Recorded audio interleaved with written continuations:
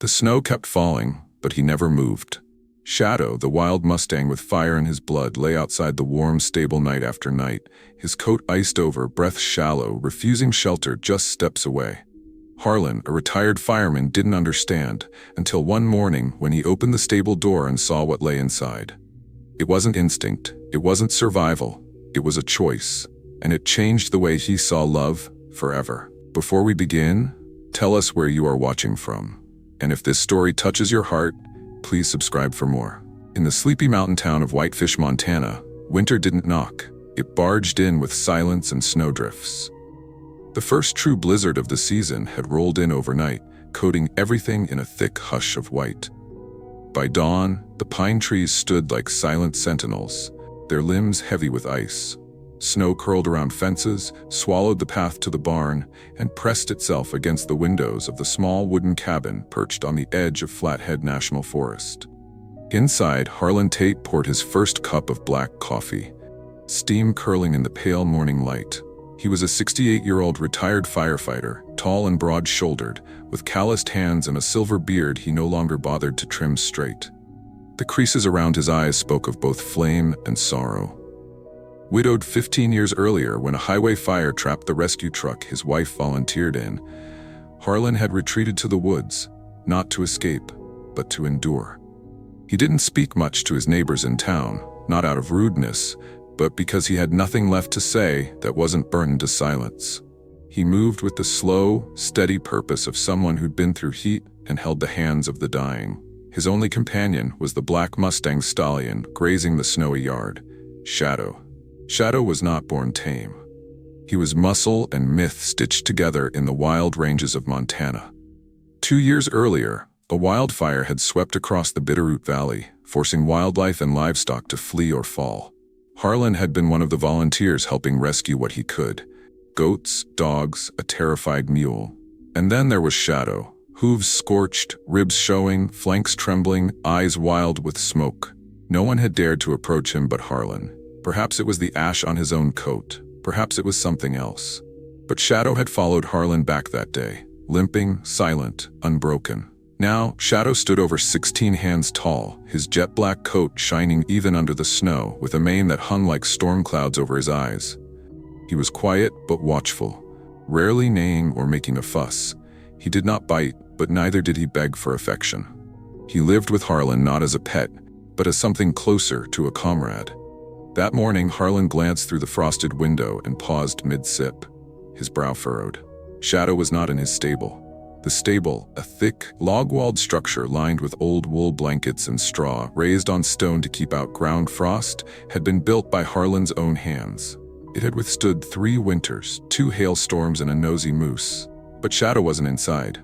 Instead, he was lying in the snow. Not far from the stable, just 5 feet away, beneath a towering blue spruce that had stood longer than the town itself. The snow had begun to pile on his back. Harlan watched, expecting him to shake it off and wander inside. He didn't. Minutes passed. The stallion didn't move. He was curled slightly, eyes half-lidded, but not asleep. Not shivering either, which unsettled Harlan more. Grabbing his coat, scarf, and boots, Harlan stepped out into the wind. It bit at his cheeks with sharp teeth, the kind of cold that made your knuckles ache.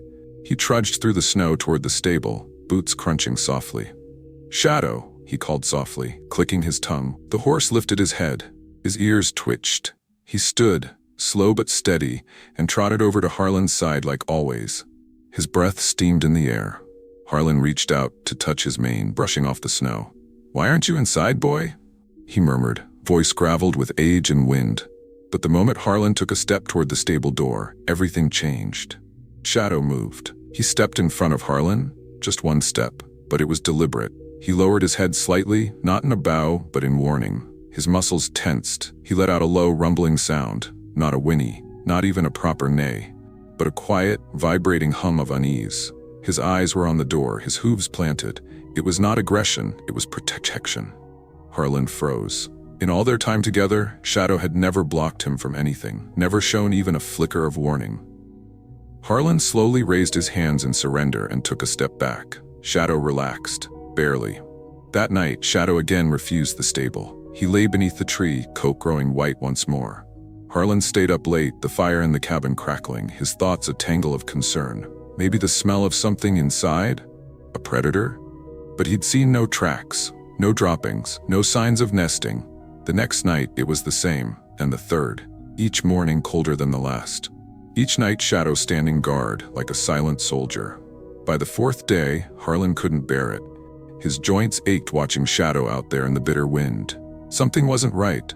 This wasn't stubbornness, this was something deeper. That morning, he made a plan. He spent half an hour grilling a small sirloin steak, slicing it thin and mixing it with Shadow's favorite oats and honey. The scent alone could wake a bear from hibernation. He held the bowl with both hands and stepped onto the porch. "Hey there, buddy. Look what I've got." Shadow's ears perked up. He glanced at the bowl, then, like always, toward the stable. Then back at Harlan. There was a long pause, then a slow walk forward. He entered the cabin like a prince, quiet, proud, heavy with snow. Harlan placed the bowl down gently. The Mustang took a few bites. Harlan, moving slowly, walked behind him and closed the cabin door with a soft thud. Shadow spun around instantly and let out a low whine, pawing at the door. He didn't panic, but he clearly wanted out. Harlan's heart hurt a little at the sight, but he needed to know. He grabbed his flashlight, pulled on his heavy coat and marched across the yard, boots punching holes in the snow. The stable door creaked open. The beam of light swept across hay, shadows, blankets, and then froze. In the far corner, huddled against the wooden wall, was a creature not meant for this space. A white-tailed deer, small and trembling, its fur soaked from melting snow. Its breathing was shallow. But that wasn't what stopped Harlan's breath. Tucked beneath the deer's belly were two tiny fawns, newborns. Their legs folded under, eyes closed, breath barely misting. The mother didn't stir. She didn't bolt. She just stared at him with dark, soft eyes. Not afraid, not begging, just trusting. Harlan knelt slowly. Shadow had known. Shadow had given up his warmth, his comfort, his safety, not out of instinct, not out of fear, but by choice. And in that moment, as the wind howled against the walls and the storm raged beyond, Harlan Tate understood what it meant to share warmth, not just with a fellow soul, but with life itself. Snow had a way of erasing the world in whitefish. By the fourth morning, the trees bore thick coats of frost like monks in prayer, and the sky offered no warmth, just a heavy white that dulled sound and stretched time. Harlan stood on his porch with a wool blanket over one shoulder and a ceramic mug full of half-warm coffee, watching the edge of the tree line. Shadow hadn't moved from the blue spruce. The second shelter, the one that held the doe and her fawns, was just barely visible beyond the tangled brush and icy thickets. He hadn't dared move the deer family the night he discovered them. Instead, he spent the rest of that day building a second shelter, this one slightly lower in elevation, beneath the protection of an old, wind-warped cedar. He used old hay from the barn loft, blankets his wife once used for quilting, and an old canvas tarp to form a dry roof. That night, he lifted the fawns in his arms and gently urged the mother with soft whispers. She'd staggered forward, wounded but not unwilling, and settled into the new shelter without protest. Shadow had followed the entire time, a step behind, neither pressing nor panicking, just watching. But now, days later, Harlan noticed something new. Shadow hadn't returned to his own stable, even after it was cleared out and cleaned. He didn't even sleep beneath the old spruce anymore. Instead, he stationed himself between the two shelters. His old one, now empty, and the new one where the fawns slept. The position was deliberate. It wasn't just that he had given up his warmth, it was that he had taken up post. That realization pressed heavy on Harlan's chest. On the second night, Harlan tried to coax him in. He laid a trail of oats to the stable door, dusted the path clean with a broom so the scent would carry. Shadow sniffed the first few grains, walked halfway, then stopped. His ears rotated, and he looked back, not at Harlan, but at the tree line. The same tree line where the coyotes had howled the night before. That was when Harlan knew. Shadow wasn't staying out of stubbornness. He was standing guard. He didn't have to, but he did. That night, Harlan didn't sleep. Instead, he pulled an old rocker to the front porch, wrapped himself in his wife's oversized cardigan, and watched the dark with a flashlight across his lap. The wind whistled through the gutters, and frost crept along the porch rail, tracing delicate veins like glass roots. And then, near midnight, trouble arrived. It started with a crack of ice, a branch snapping somewhere off to the west, then the hush of paw pads in snow. At first, Harlan thought it might be a fox, or maybe even a rabbit, but the second Shadow's ears flicked forward and he rose to his feet with rigid silence. Harlan followed his gaze. Two shapes moved through the brush, coyotes, lean and hungry. Their fur looked ragged under moonlight, and their shoulders shifted, low, stealthy. They were circling. Shadow didn't rear, didn't charge. He simply stepped forward, between the shelter and the predators, and held his ground. A still statue of black fury, nostrils wide, tail flicking in tight rhythm. One of the coyotes crept forward, belly low. And then, like a thunderclap against the frozen quiet, Shadow snorted and stomped, hooves striking frost-hard earth with brutal finality. The sound echoed through the trees like a warning bell. The coyotes froze, their eyes glowing for a moment, and then they backed away, vanishing into the brush with silent defeat. Harlan released a breath he hadn't realized he was holding. The next day, concerned that predators might return, he drove into town for supplies. It was only 10 miles, but winter roads made it feel like a journey through time. Whitefish's center was a grid of low buildings and wood-trimmed storefronts. Snowplows had carved out paths, but the sidewalks were still crusted with slush. He pulled up to the Feed and Grain Co-op, run by Carolyn Pike, a stout woman in her early 50s with a no-nonsense way of speaking and auburn hair always pulled into a bun. Carolyn had lived in Whitefish her whole life, the daughter of a rancher and a schoolteacher. She didn't believe in wasting words, but she had a warm spot for animals, especially ones that showed signs of loyalty. "Your Mustang still sleeping in the snow?" she asked as Harlan paid for salt blocks and reflective tape. "Not anymore," he replied, pausing. "He's guarding something." Carolyn raised an eyebrow. "Mustangs don't do anything without a reason. I've seen him refuse to eat if the herd's in danger. They don't forget pain, and they don't give their trust lightly." Harlan nodded slowly. "He's different." As he loaded supplies into the truck, Carolyn stepped out and handed him a sealed tin. "These are honey oat bars," she said. "My youngest baked them for a fundraiser. Horses love them, so do stubborn old men." He managed to chuckle, the first in weeks. "Thanks, Carolyn." When he returned home, the first thing he saw was Shadow, still at his post. And behind the stallion, hidden beneath the folds of the tarp and hay, a small set of eyes blinked from the shelter. One of the fawns had peeked out. Then slowly, cautiously, it took a step toward the light. Shadow turned slightly, not to block, not to warn, but to walk beside. The little creature walked no more than 5 steps before returning to its nest. But Harlan saw what he needed to see. Shadow wasn't just protecting them, he was teaching them. Showing them that not all giants were monsters. That night, Harlan didn't return to the porch rocker. Instead, he pulled an old army cot out of the shed, set it up near the edge of the stable, and laid himself beneath woolen canvas. The man would watch over the horse who watched over the deer. Sometimes protection didn't need to be loud. Sometimes the bravest warriors never made a sound. Snowfall had returned by the time dusk fell again on the quiet edges of Whitefish. It came light at first, almost soft, as though nature were trying not to disturb the stillness laid bare by the events of the previous nights. But soon it thickened, falling in heavy curtains that blurred the pine trees and swallowed up the trail behind Harlan's cabin.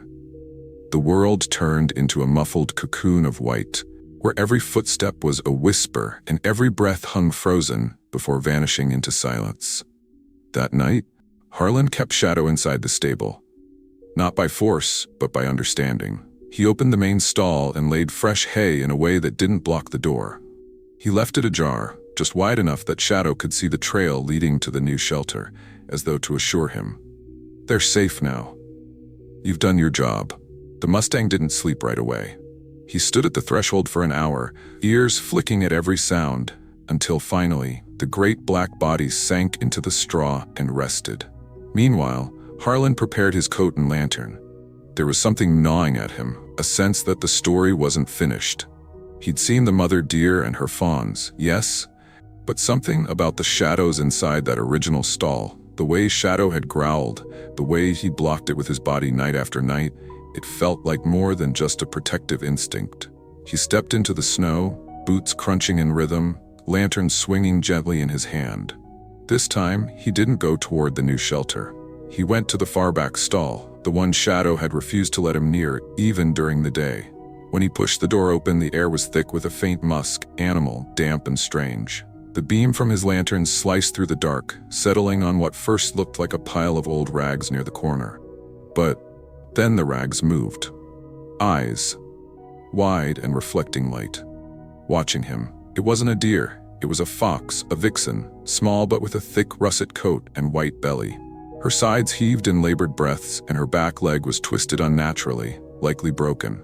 Next to her, 2 kits, maybe a week old, nestled against her fur. Their eyes were still cloudy. They made no sound. Harlan knelt slowly, breath caught in his throat.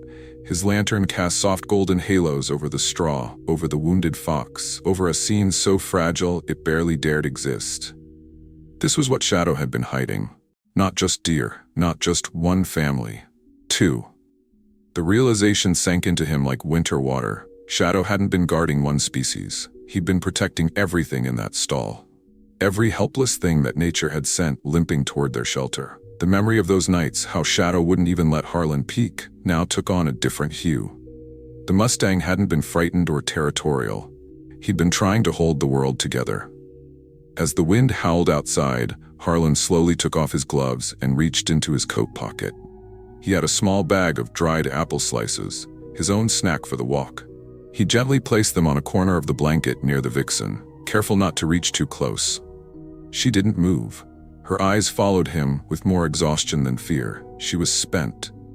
He left quietly, closing the door behind him with care. Back inside the cabin, he sat at the kitchen table, hands clasped around a cup of tea he didn't drink. Across from him was the only framed photo he kept, a younger version of himself, his late wife Eleanor, and a pair of rescued Dalmatians they'd once fostered during a wildfire. Eleanor had been the type who'd rescue moths from spider webs. The kind who left bowls of food in the woods every winter, just in case someone four-legged needed it. Now it seemed that spirit had returned in the form of a black Mustang. The next morning, after feeding Shadow, Harlan set out again, this time with more supplies. He brought raw eggs, which he cracked into a shallow bowl, and a strip of gauze soaked in antiseptic. Not for the deer shelter, but for the fox. She led him closer now. Not trusting exactly, but resigned. He left the food, then approached with slow, practiced hands. The gauze touched the wound gently. No yelps, just a flick of her ears. That afternoon, a visitor arrived. A pickup truck pulled into the edge of the property, the sound of tires crunching snow breaking the forest's quiet. Out stepped a woman, mid-30s, short, with broad shoulders and a wind-burned face. She wore a down jacket 2 sizes too big and a hat with a faded Denver Broncos logo. Her name was Sarah Grady, a wildlife rehabilitation officer recently transferred to Flathead County. She was half Vietnamese on her father's side, half Montana ranch grit on her mother's. Sarah had spent most of her adult life between fires and flooded ranges, traveling with rescue crews, never staying long enough to decorate a home.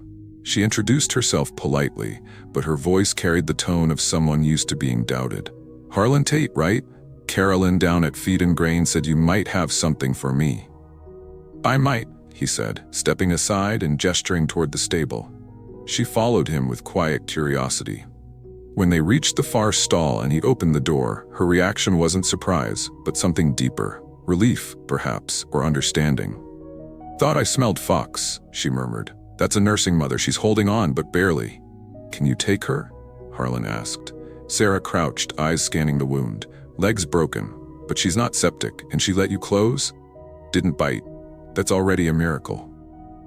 They agreed she would return the next day with a transport crate and medication. But before she left, Sarah took a long look at Shadow. The Mustang had wandered near the edge of the tree line, tail flicking slowly, eyes alert. "He's the one who found them all, didn't he?" she asked. "He's the reason they're alive," Harlan replied. Sarah knelt slightly, not too close, just enough to meet the horse's gaze. "You've got a strange guardian here, Mr. Tate." "I know." As she drove away, Harlan looked out over the snow-covered yard, the 2 shelters now quiet again. He realized something important. This wasn't his story anymore. It never was. He was just the man who lit the lantern. The snow had thickened overnight. It came not in furious gusts, but in steady silence, like the sky had chosen to weep softly instead of scream. By morning, everything was glazed in white again. The roofs, the barn doors, even the tops of the pine boughs, all wrapped in a calm, deceptive stillness. But the work ahead was anything but calm. Harlan rose early, before sunrise, guided more by instinct than routine. He'd slept little since discovering the fox and her kits in the far stall. The image of her injured body curled protectively around her babies haunted his thoughts. Though Sarah Grady had promised to return that morning with supplies, Harlan knew time was brittle in cold like this. He had seen what Montana winters could do to flesh and hope. His plan was simple: build a proper second shelter for the deer and free up the original stall to prepare for the vixen's transfer. But this time, he wouldn't just pile hay under a tree. He would build something that could withstand nights of 20 degrees. By mid-morning, Harlan had gathered salvaged wood, rope, and old weatherproof canvas from the tool shed. Near the edge of the tree line, he cleared a space beneath 2 leaning firs and began working in silence, his breath fogging the air, each nail driven with resolve. As the walls took shape, so did the quiet presence behind him. Shadow had appeared again, standing just beyond the half-finished frame, snow caught in his mane like ash. The Mustang didn't make a sound. He simply watched, hooves planted, tail still. He stood as though waiting for his next assignment. "Almost done, boy," Harlan murmured, glancing up. By the time the structure stood, modest but solid, Harlan had lined it with 2 layers of thick wool blankets, hay gathered from the loft, and cedar shavings to mask scent. It was warmer than most hunting cabins, and certainly enough to cradle 3 fawns and their mother through the worst of what was coming. Later that day, Harlan gently coaxed the deer family into a wooden sled with high sides. It wasn't easy. The mother was weak but wary. He moved slowly, whispering low-nonsense words to calm her.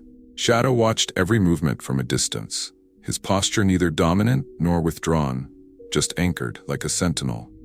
When the sled came to a stop in front of the new shelter, the deer didn't need urging. They walked, limped really, toward the opening, one fawn stumbling over a mound of snow. Harlan stood nearby with hands resting on his knees, heart drumming from the effort. Shadow stepped forward, but stopped at the line where the snow met cedar shavings. He didn't enter. He simply stood there, gaze fixed, and then slowly lowered his head in a quiet bow. The mother deer turned and met his eyes for a long second. Then she vanished into the dark. From that day forward, Shadow made it a habit. Each morning after feeding, he would circle the new shelter.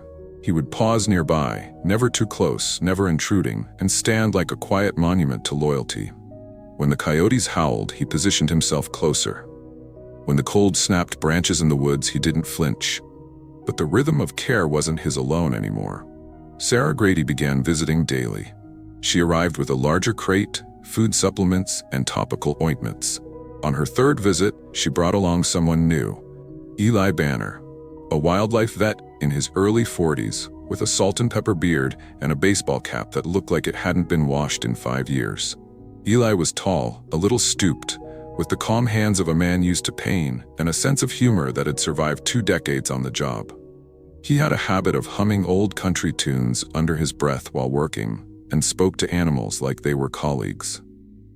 "She's tough," he muttered, gently wrapping the fox's injured leg with gauze. "But that breaks clean. She'll walk again." Harlan liked him immediately. Eli also took a long look at Shadow, and after a minute said, "That's not just a horse. That's a soul in a body of muscle." Sarah nodded. "He's the reason they're all still breathing." Eli turned to Harlan. "Most animals act out of instinct. This one's acting out of choice. That's rarer than people think." Harlan didn't answer, but he didn't need to. His silence had become its own language, a way of saying thank you without dragging emotions out into the cold. That afternoon, after Eli and Sarah left, Harlan sat on the porch with a notebook in his lap. It was something Eleanor had always used, a leather-bound journal where she jotted down field notes, animal sightings, and half-written poems. For years, it had sat untouched on a shelf. Now, for the first time, Harlan opened it again.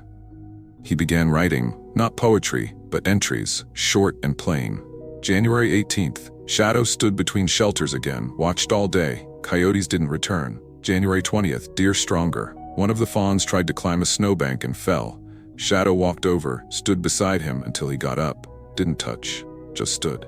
January 22nd. Fox mother ate egg yolks this time. Eli says swelling's gone. Kits are growing. The act of writing, of recording, became its own form of healing. Each line was a small memorial, not just for what was happening, but for everything that had been silent inside him for too long. That night, Harlan returned to the new shelter to double-check the heat packs he'd placed beneath the hay. As he knelt, adjusting a blanket, one of the fawns nudged out from the shadows and touched its cold nose against his glove. Just a moment. Then, gone. He looked up, and there was Shadow again, watching from the tree line, like a god carved from night. Harlan whispered, "I see you." The snow fell harder after that, but inside the small patch of forest, warmth had taken root. In straw and in muscle, in silence and in breath. There was still danger, there was still cold, but now there was also watchfulness, and that made all the difference. The first thaw came slowly, like the forest was remembering how to breathe. Snow no longer fell in silence, it fell in slush. The sky, once flat and silver, now cracked with streaks of pale blue. Ice broke loose from tree limbs and shattered on the ground like glass from a cathedral window. It had been over a month since the first night Shadow refused the stable, and the world that surrounded Harlan Tate had changed in ways no man could plan. He woke early that morning, not because of a noise, but because of a hush, a particular stillness that felt expectant. Mist clung low to the forest floor, curling through the trees like smoke. He pulled on his boots, grabbed his coat, and stepped out with his hands in his pockets. There, beyond the stable and just past the edge of the second shelter, stood the Deer family. The mother, her wound long healed, lifted her head as Harlan approached. Her frame was stronger now, thicker. Her gait had steadied. The three fawns, taller and speckled with spring fur, stood close behind her, legs twitching with nerves. They didn't run, not yet.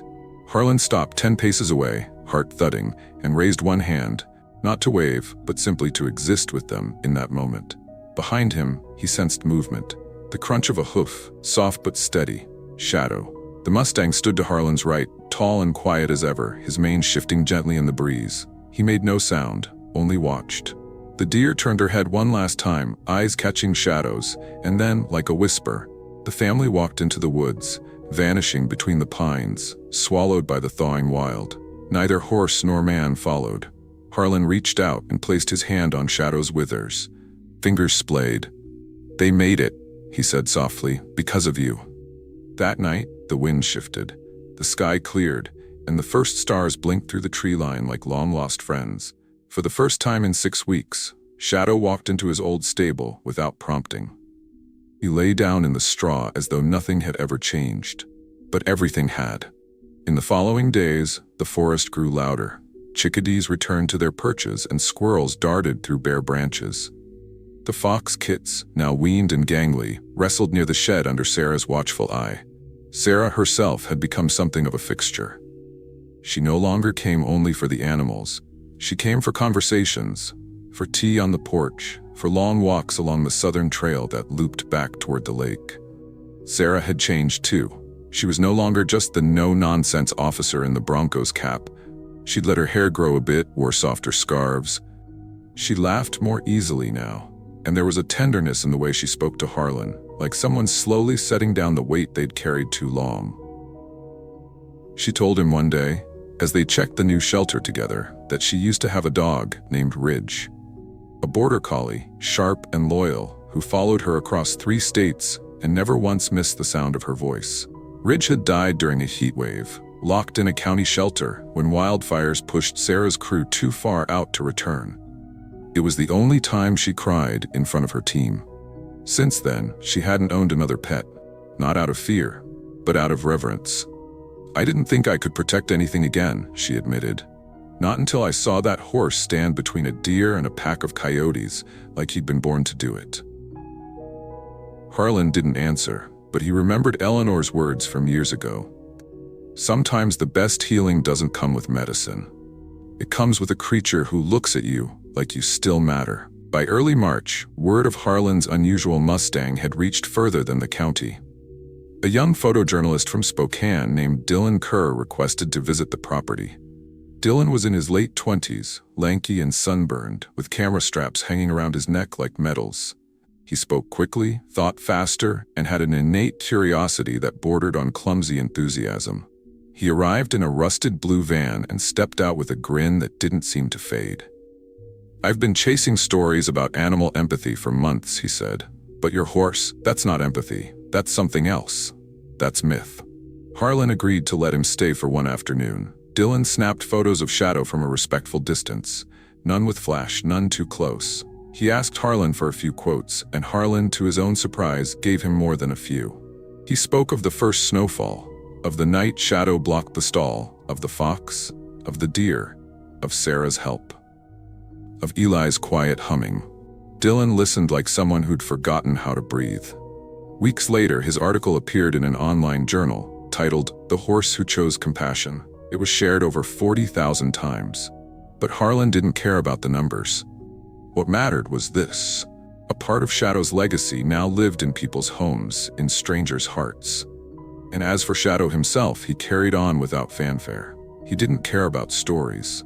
He didn't ask for recognition. He simply began his days with slow steps around the yard, sniffing the wind, patrolling the edges like a shepherd of something larger than the land. One morning, long after the thaw had turned earth to mud and buds had begun to split open across the birch trees, Harlan sat on the porch, coffee in hand.